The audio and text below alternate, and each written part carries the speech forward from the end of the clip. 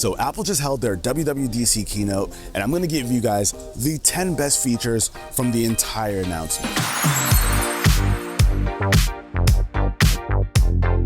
All right, so first up, we are finally getting the version of Siri that Apple promised us a couple of years ago, and that is called Siri AI. Now, what they're doing here is they actually partnered with Google to use the technologies behind Gemini to create a completely new Siri from the ground up. So to be clear, this is not Apple using Gemini or Google's services or servers or anything like that. It's all gonna be on Apple's hardware and stay within their private cloud. Nothing else to do with Google, just the technology behind it. They figured out how to make it work thanks to Google. So with them leveraging Google's technologies, we're seeing some of the cool features that we've seen on like Pixel devices now come to the iPhone. So that's context, understanding things that you have in like your text messages, your photos. You can ask it for a photo from a certain location years ago and even dial down to asking for a specific person being in that photo. So it knows the context of all that and can provide it to you. Or you can ask for an old friend's address from a text message you got a while back.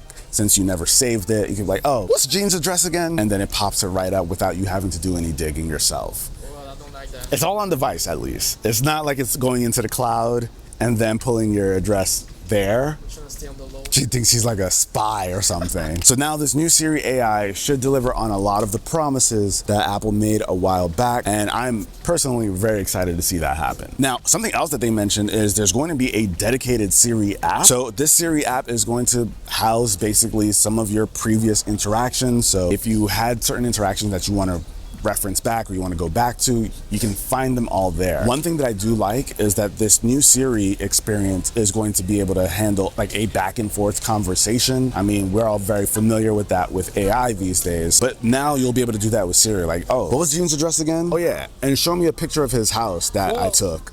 And also, so basically the Siri experience is getting expanded quite a bit and it's long overdue. But here's the catch, it's going to be English only. So to start, it's going to be English only in a beta later on this year. And until they get some regulatory stuff out of the way, it's not going to be coming to the EU or China. So a couple of caveats there. We'll see how long it takes to iron it all out. So this next one I think is really cool, and it's in the Photos app. Now, this WWDC was a little bit different. We didn't have everything segmented by operating system, so no specific iOS, macOS, iPad, none of that.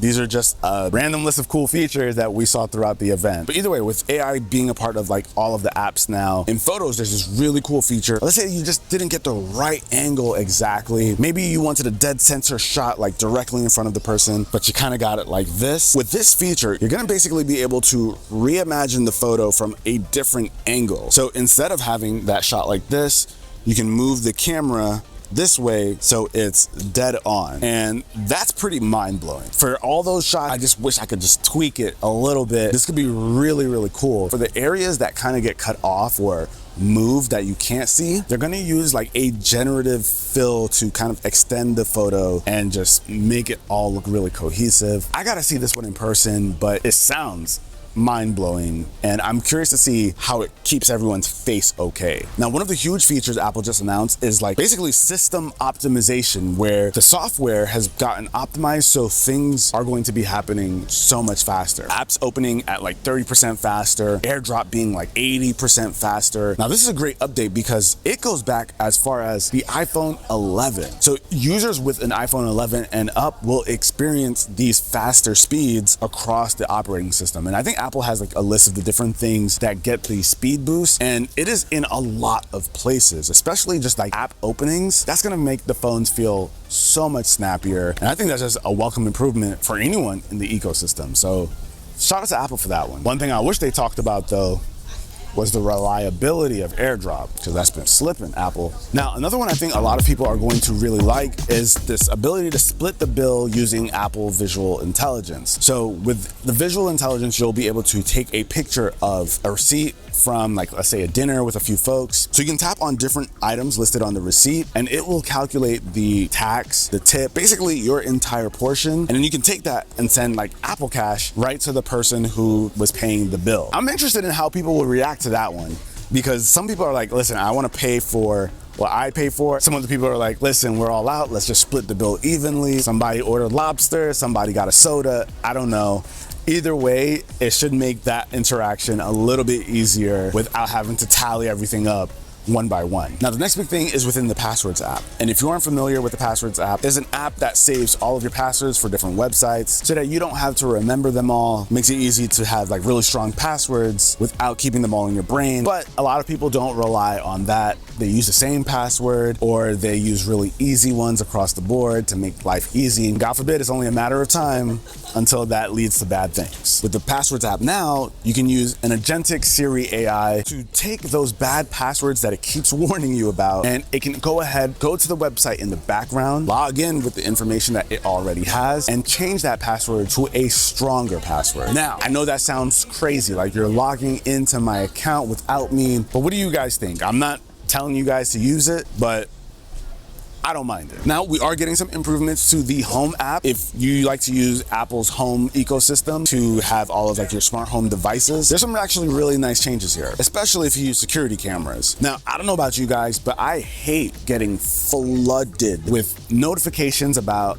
somebody going into this room or someone going into the garage, and I get inundated with notifications from my security cameras. What Apple has decided to do is take all the notifications that you might get from your cameras in the Home app and now basically update a single notification with things as they happen. That, I think, is really cool because you might get the notification, but you don't want to just keep getting pinged of new stuff happening over and over. I like the idea of it just completely updating that one notification so it doesn't feel like I'm getting spammed. And what's also cool is if there's an event happening where someone moves from one room to another part of the house, you can actually take the clips from all the different cameras and it will stitch them together so you can basically see the whole timeline of that event. Now, I love that because in my house, if my boys get into some kind of tussle and they come crying over to us, we can actually track the whole thing. Somebody might have said something in the playroom, somebody hit the other person in the living room, and then they ran upstairs to come tell us. I like the idea of not having to dig into the different cameras in the different rooms and look for the specific times.